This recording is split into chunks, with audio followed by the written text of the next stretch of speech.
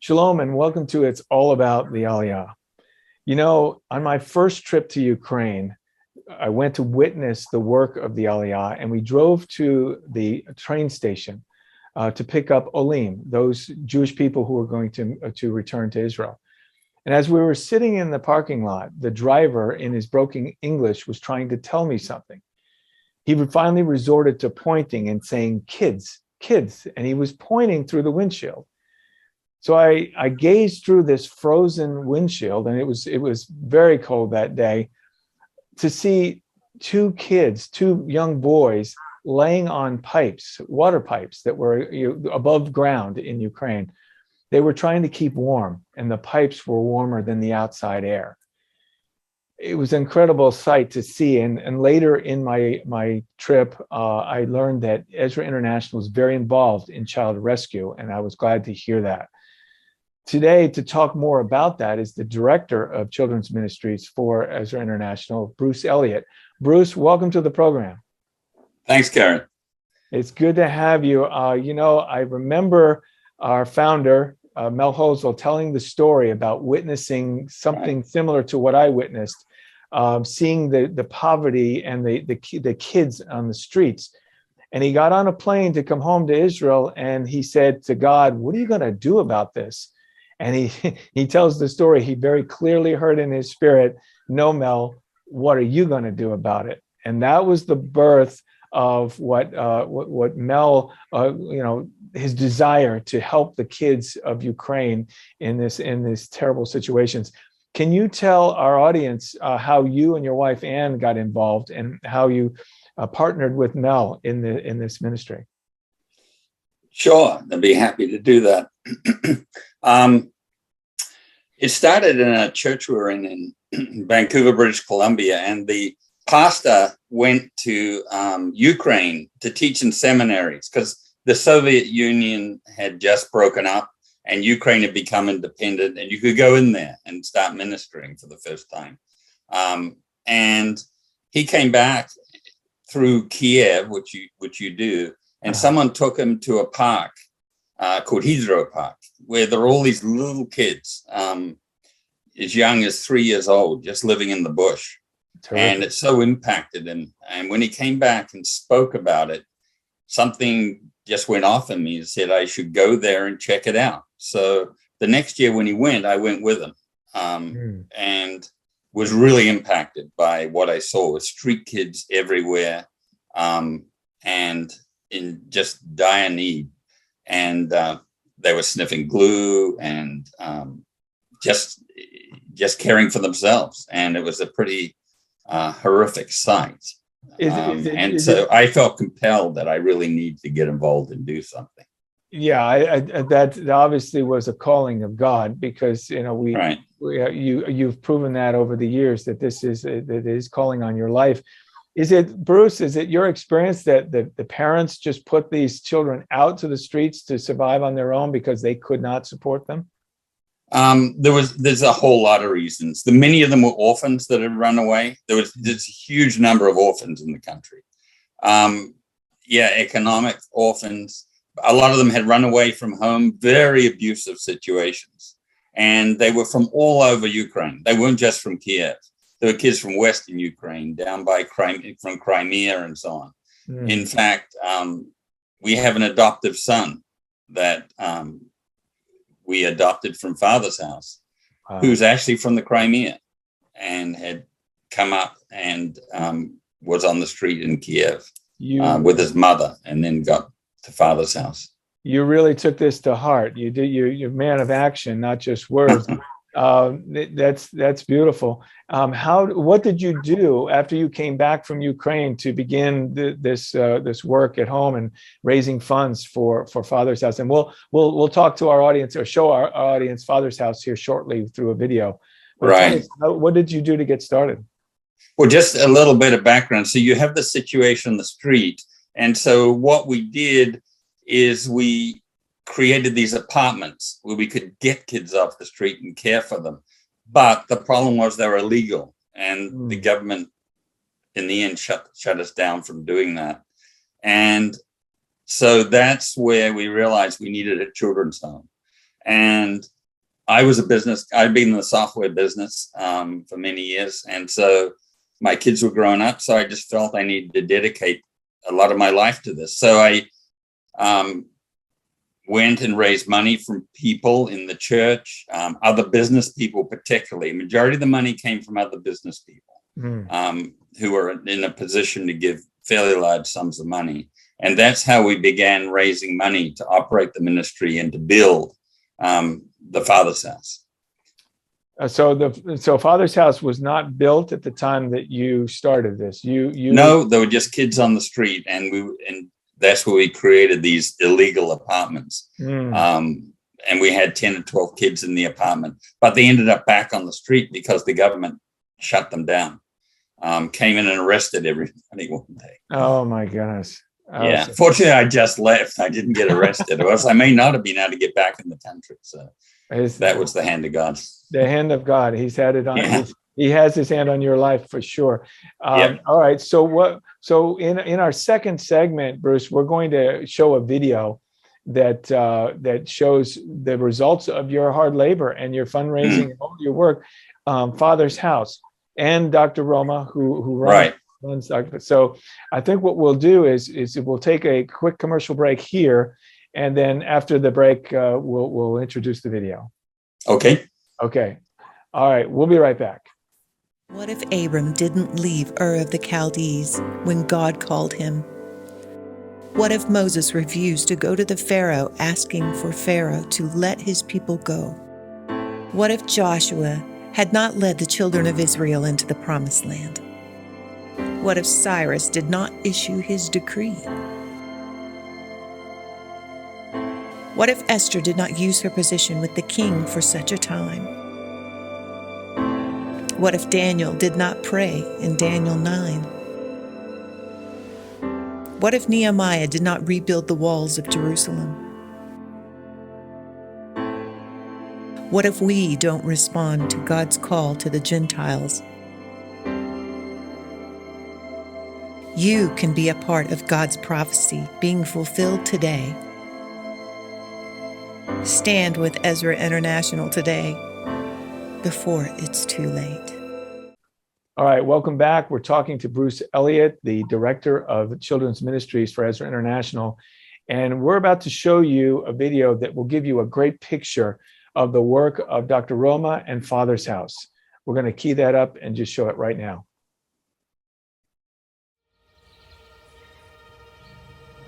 От ми зараз живемо в такий період часу, коли більше 1% людей захворіло і кругом об'явили карантин і епідситуацію критичною. В Україні 2% дитячого населення проходить через проблему сирітства, і ніхто не об'являє епідеміологічної ситуації. І ніхто не кричить про те, що у нас проблема із вірусом сирітства. Моя головна місія – це тато для багатьох дітей, які втратили своїх біологічних батьків. Я присвятив своє життя, залишивши свою кар'єру в медицині, і пишаюся тим, що я можу сьогодні простягнути руку допомоги тим, хто потребує любові і надії на те, що у них буде другий шанс для того, щоб розпочати своє життя по-новому.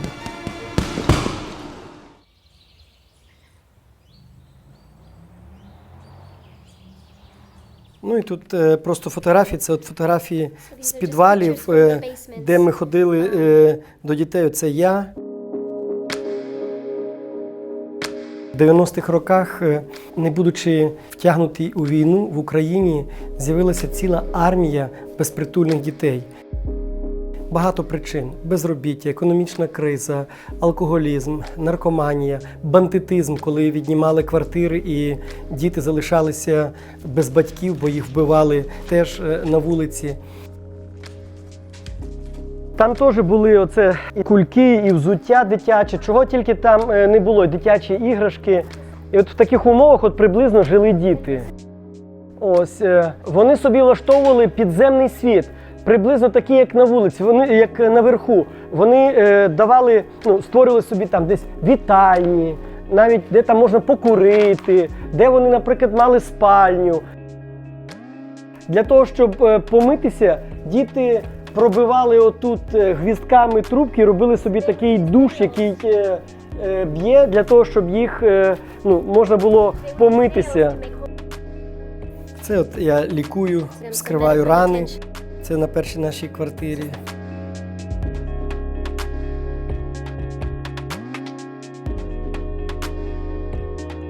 Я не став їх шукати, я просто став бачити, як тих, хто як гриби ростуть навколо мене і волають практично своїм життям про допомогу. І мені нічого не залишалося робити, як почати з ними спілкуватись.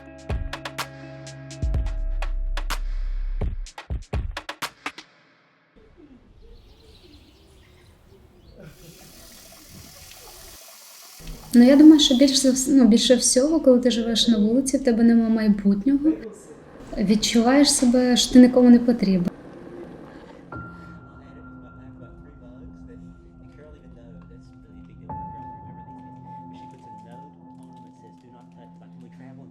Багато з них, вони просто спилися, багато хто помер, в тюрмах сидять.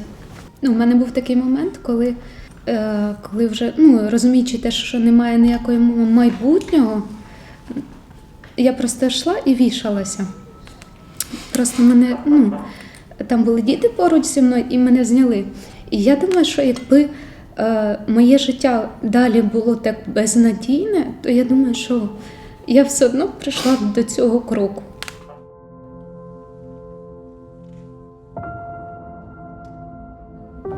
І з цього я завжди їм кажу, що він, проявивши свою любов, він врятував моє життя.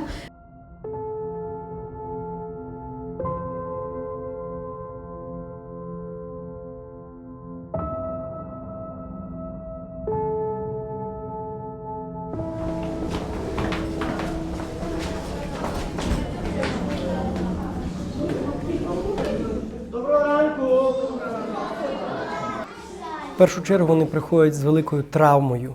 Кожен із них пережив зраду самих рідних і самих близьких людей. Хто мав би тобі дати любов, вони їх зраджували.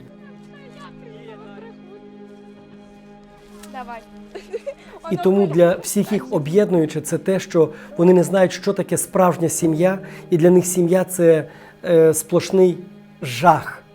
Давай ми зробимо як обично. Ми спочатку помолимося, через те ми стараємося тут дітей помістити в сімейні форми виховання і дати їм можливість відчути любов в сім'ї. І дати їм можливість побачити модель сім'ї не на словах, а на ділі.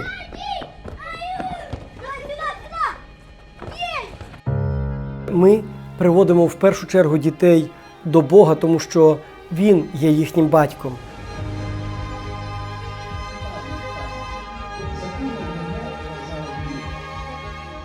Він сказав: «Я батько сиріт», і Він про них дбає. Тому це дім того, хто сказав, що він хоче бути їхнім батьком і буде їм допомагати підніматись в житті, маючи для кожного із них свій план, свою мрію.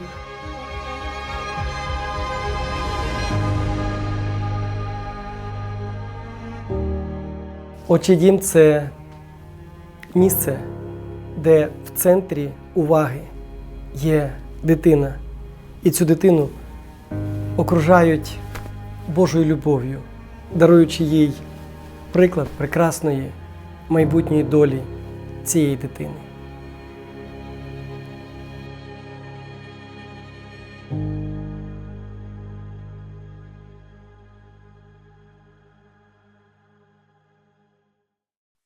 All right, welcome back again, and I hope you enjoyed that video. What a great picture, Bruce, of the facility that you and your ministry, your fundraising has produced. These children have a real home now. Yeah, it's been a long process to get to that. When we originally built there's a front house where we accommodate the children. It was just a wreck of a rundown building, no roof, half the walls gone. And we rehabilitated that building, and we were able to put about 40 to 50 children in there for the original startup of Father's House.